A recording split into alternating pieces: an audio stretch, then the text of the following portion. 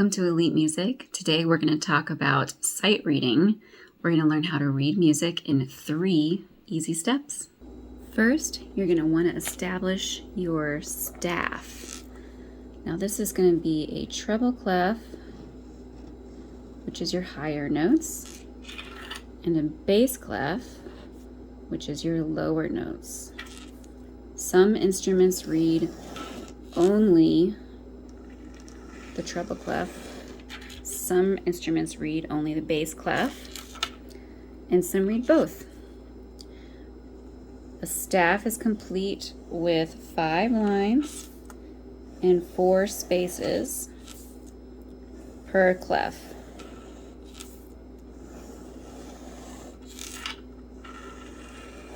Notice that I drew my first line in between the 2 dots of the bass clef and right through the middle of the swirly part of the treble clef. That's important.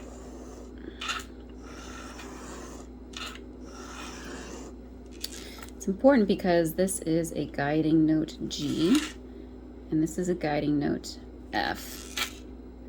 We'll get into that in a later video when we talk about how that is relevant.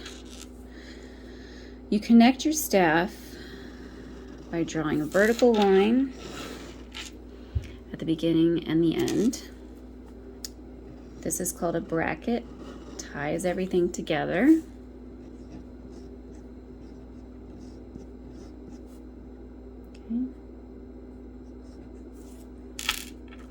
Okay.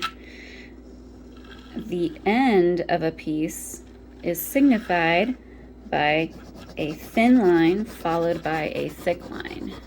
This is called a double bar line. Okay, second thing that you need to establish is your sayings. Sayings are important because it helps you to know what the names of each line and space are.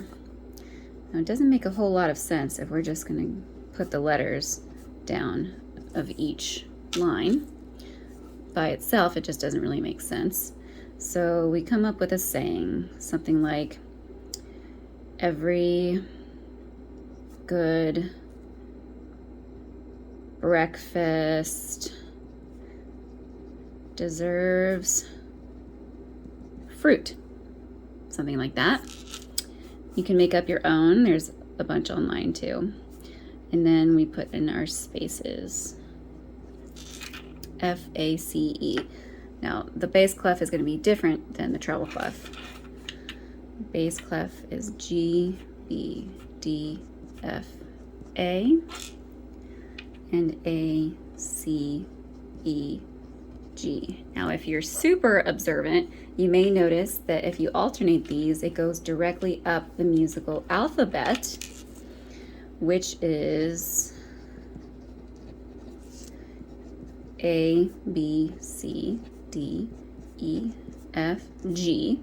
Then it starts over again. A, B, C, D, E, F, G. So we only have 7 letters in the musical alphabet. So something like good burritos don't fall apart, just to reference these. And I like all cows eat grass for the spaces of the bass clef. Okay, the last step that we have to understand is rhythm. The first 2 were having to do with pitch. The second step was your sayings of understanding where those pitches are in relation to your staff. And then the third step and final step of learning to read music is your rhythm. So how long or short to hold a particular note. I like to draw this chart. This is called a whole note. Whole note, okay.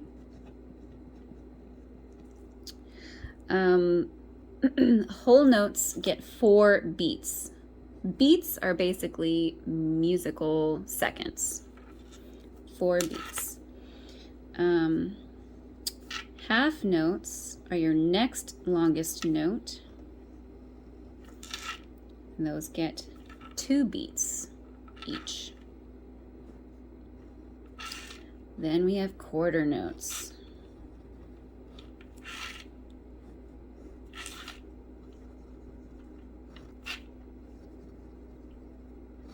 Quarter notes get, you guessed it, 1 beat each. These are your basics here. Now we can have a note that falls in between here that's called a dotted half note, and that can equal 3 beats.